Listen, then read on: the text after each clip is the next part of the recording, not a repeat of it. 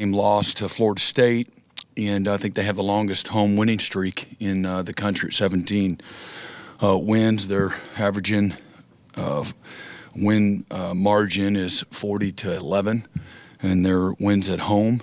And they got a really good roster. They're playing really well on both sides of the ball. Their defense leads the SEC in turnovers caused and turnover margin.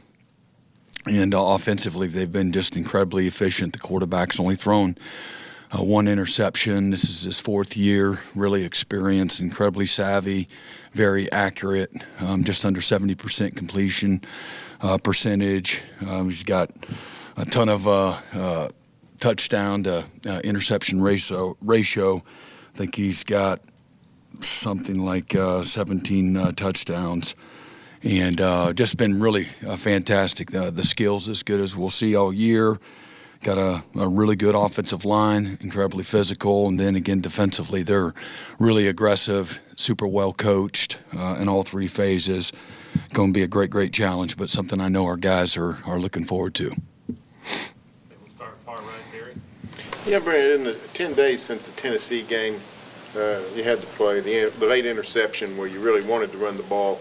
Have you done any self-scouting or protocol change or discussion about how you can avoid that kind of situation in the future? Yeah, we got a small window to communicate. We got to be very clear about what we want and making good decisions that way from a communication standpoint. And but yeah, we do a lot of self-scouting. Certainly that situational football, we discussed it, immediately, and some other scenarios there. In the second half as well.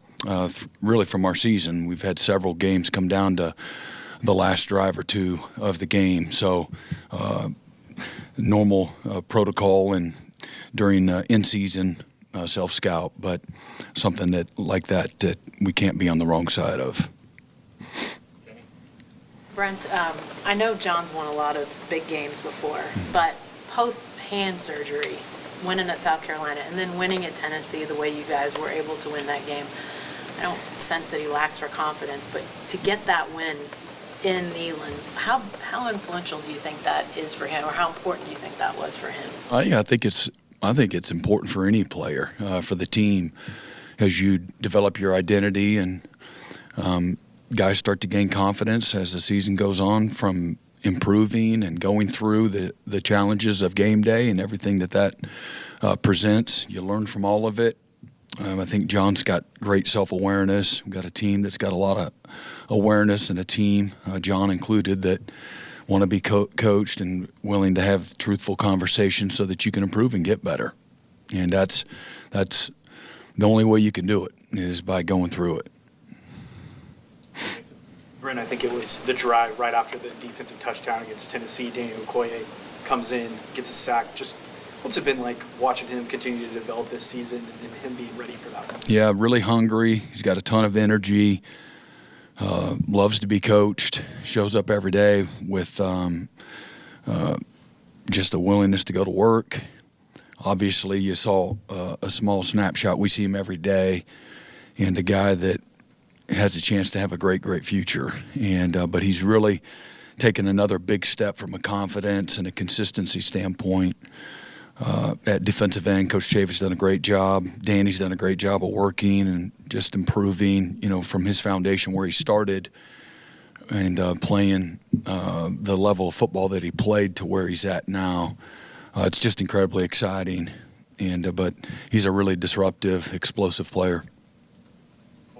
Brent, just sort of a program question for you. Tomorrow they're going to approve the next phase of the West Side Stadium renovations, and I'm just curious how involved you are in those discussions, and just how important is that for the investment in the program?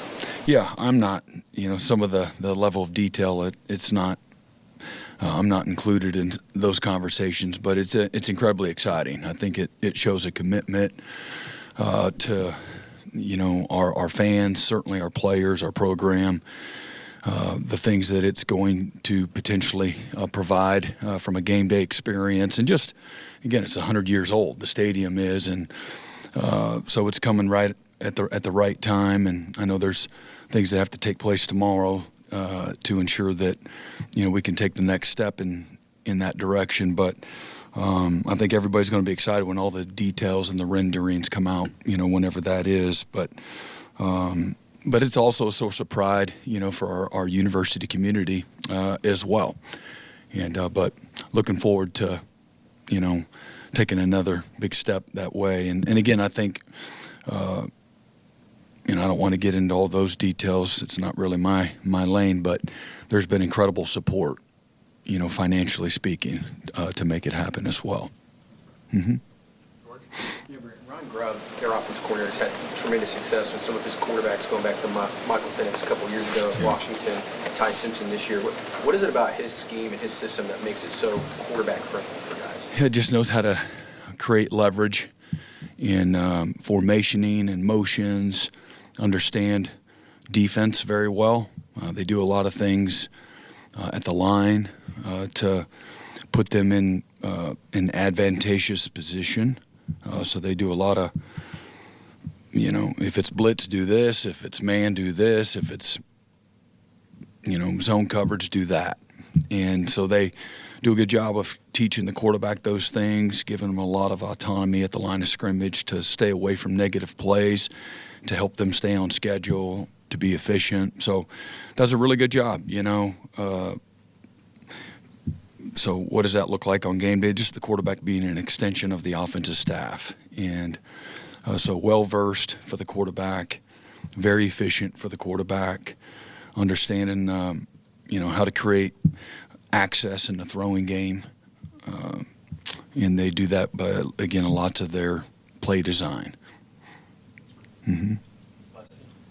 Brent, kind of along those lines, you talked about Ty Simpson. He's a guy that's been there for a long time, but this is his first year as the starter. Just what has stood out about him, and specifically the efficiency? What has maybe allowed him to be so efficient? Yeah, well, he's a coach's kid. His dad's a college football coach, and so he's been around the game, so he's got good instincts for it. Again, well-versed in, what they're trying to do, and then understanding what he's seeing. But he's got great maturity, really good decision-making, very decisive. He's got great arm talent. And, again, keeps him out of bad plays. You go back and, again, their turnover margin, they lead the SEC in turnover margin. And that there's not a stat that's more important than that. And taking care of the football, making good decisions, not putting them in harm's way is the job of the quarterback. And when you've got good players, you've got good coaches, and you take care of the ball, good things, will happen. I think since 23, when we've taken care of, we've won the turnover margin. I think we're 16-0. And so that's just, that's something that they've done at a really high level. I think a year ago, I don't know where exactly they ranked a year ago at this time, but it wasn't, they're not in the same place from a, taking care of a ball standpoint. Mm-hmm. Brent won't necessarily mean anything Saturday, but you haven't been to Bama before. What do you remember about that? Yeah, just electric atmosphere, tremendous game day pageantry, a very prideful fan base. There's a few more people in the stadium now. It'll be over 100,000 people. But it's just electric. Great game day experience. Okay, back to the right side, far right, Ryan Abrams. Yeah, Brent, I wanted to ask you about Grayson Halton. And what stood out to you most about his development, especially this year, and the way that he's attacked that? Yeah, just, again, full of energy, very passionate. He's developed into a leader. So he's got a little more centralized focus to him, where maybe in the past he's a little bit messy. And he cares about the program. He's heavily invested. Was a tremendous athlete when he got here. Played defensive end, was a tight end mainly in high school. And he's really worked hard to develop, put on the size he needs to so that he can hold up at the point of attack. He took a huge step a year ago in his ability to both rush the passer and play against the run with his block rec, his pad level, just his explosiveness, again, at the point of attack and his ability to anchor. So those have taken big steps over the last 12 to 16 months. But the most notable change for him is just how he's really matured into a fantastic, emotional, well-versed leader. When he speaks in front of the team, the guys listen, and so they do that because of the amount of time, effort, and energy he's put in, to his career. And again, he cares about the locker room and the team, this team's opportunity. So couldn't be more proud of him and the way he's really just kind of grown up here the last several years. And then he's got a very unique skill set when it comes to rushing the passer and getting off on the rock. So he's playing his best football at the end of his career, which is right on time for most guys. Mm-hmm. When you have an offense that's not super highly rated rushing, sometimes that can pop up in the red zone. But Alabama, top 20 in red zone offense.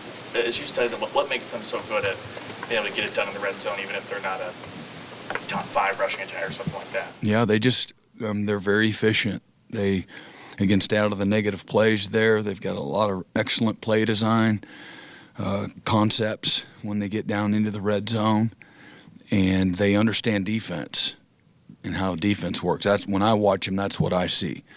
And so they try to put you in conflict and attack your rules and things of that nature. So they're really smart that way, understanding what you do. They run the ball in that area really well. They got good players.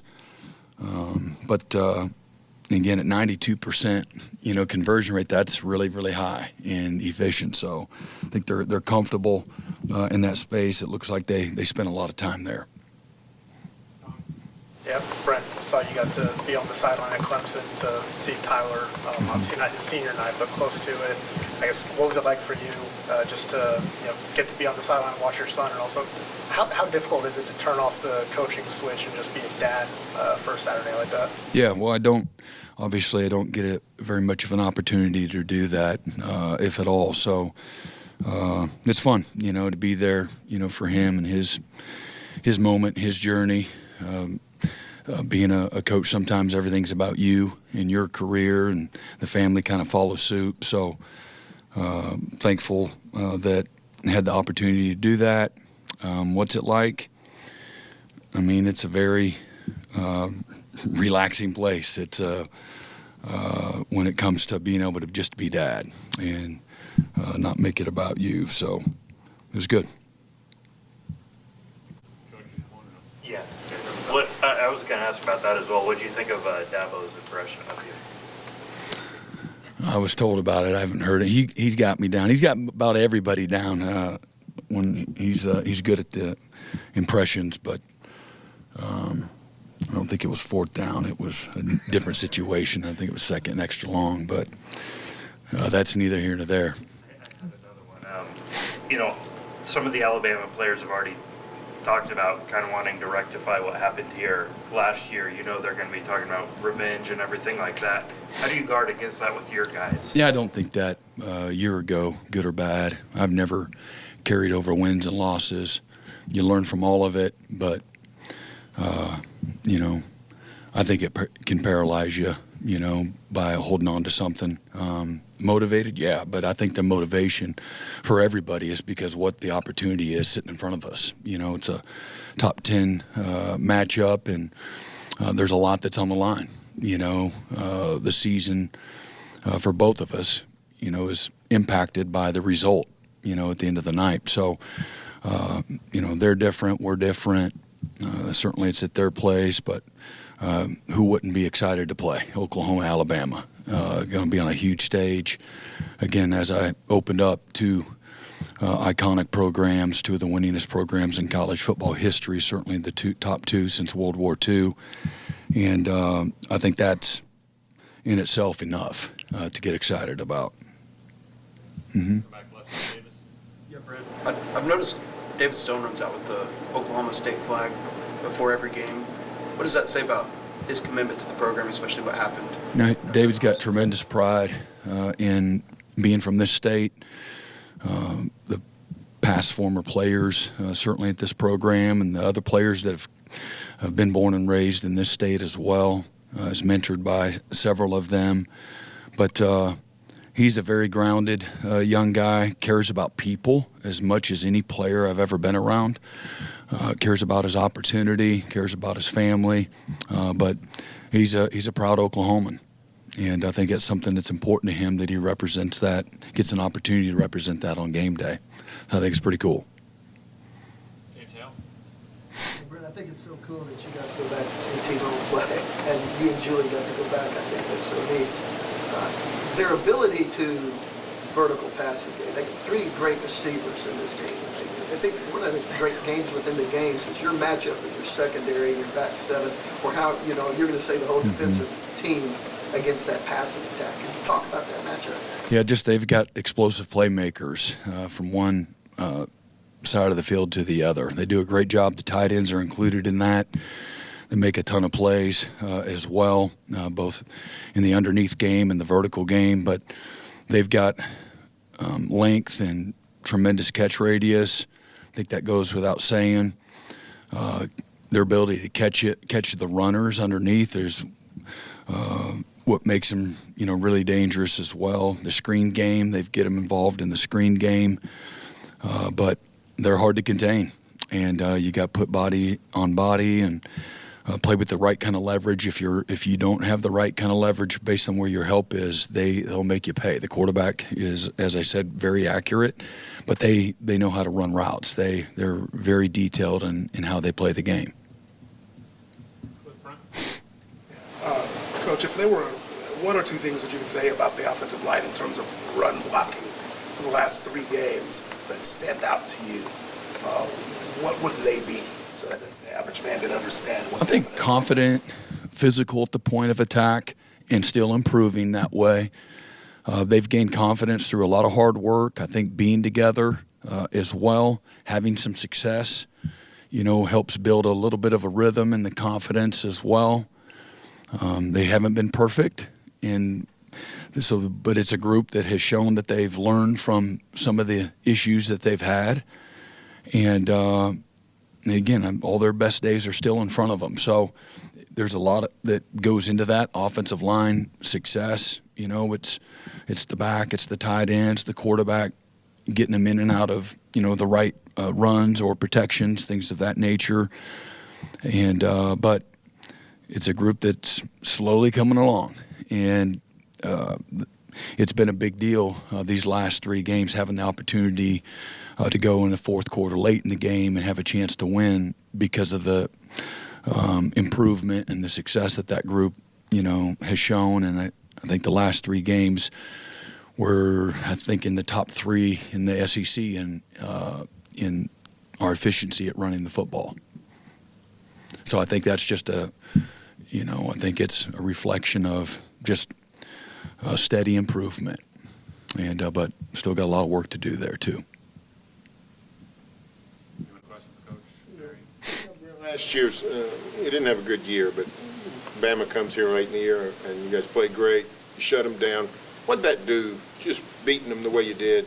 What'd that do for the direction of the program and salvaging that season and preparing for this year, those kinds of things? Yeah, I mean, I don't know direction of the program or not. It was a great moment. I look at them all that way. They all matter. But for our guys, I think it was a sign when we get out of our own way, take care of the football, run it efficiently, create explosives in the run game, making good decisions offensively, complementing each other on both sides of the ball in the kicking game.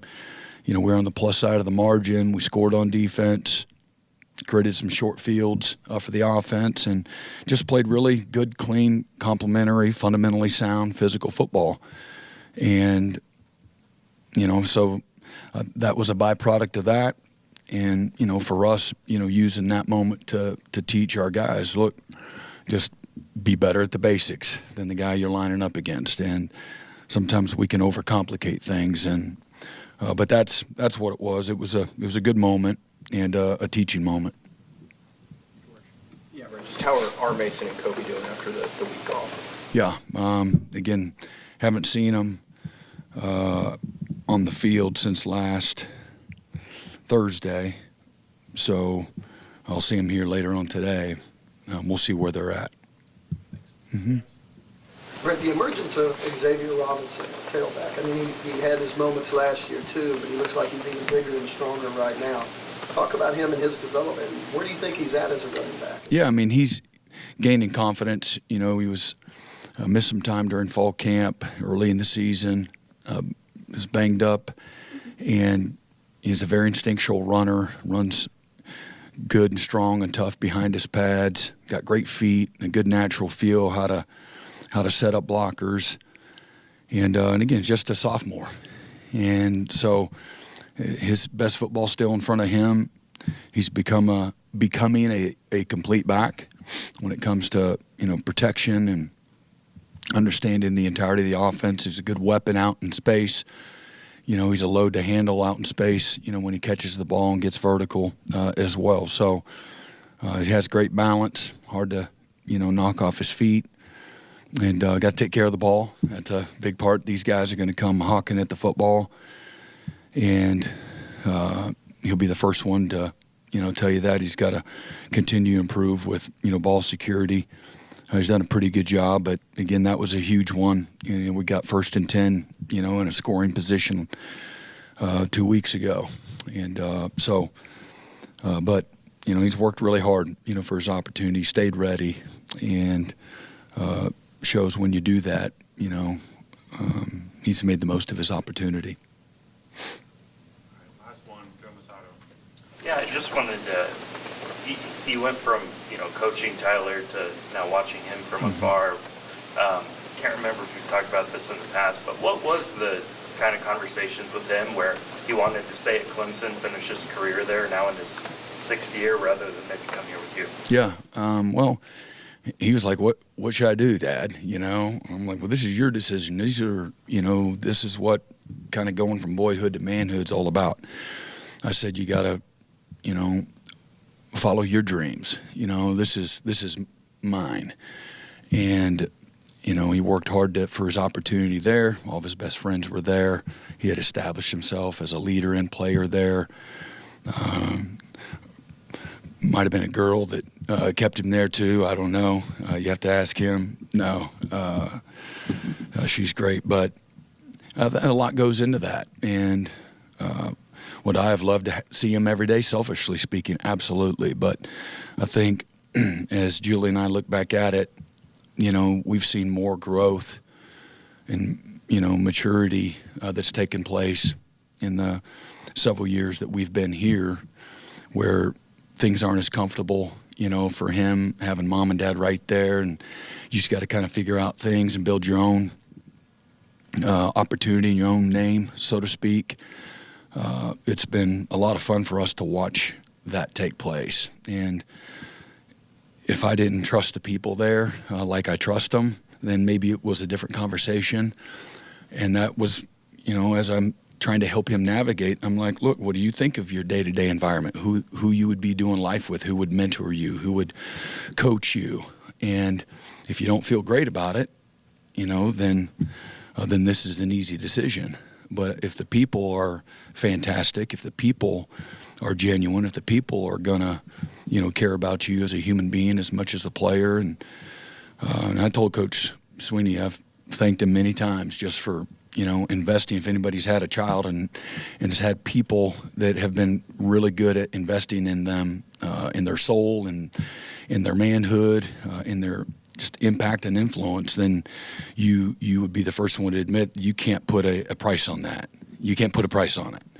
And so we have a great piece, Julie and I, just about the environment that he's been in day to day, and have seen this exponential growth and maturity into just a really good young man that knows what he wants in life and knows how to lead and cares about people.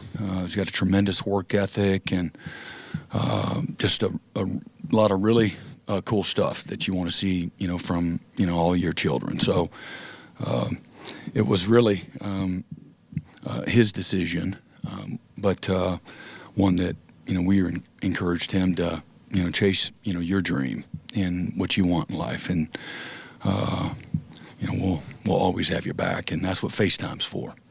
He said he wants to go into coaching. How does that make you feel?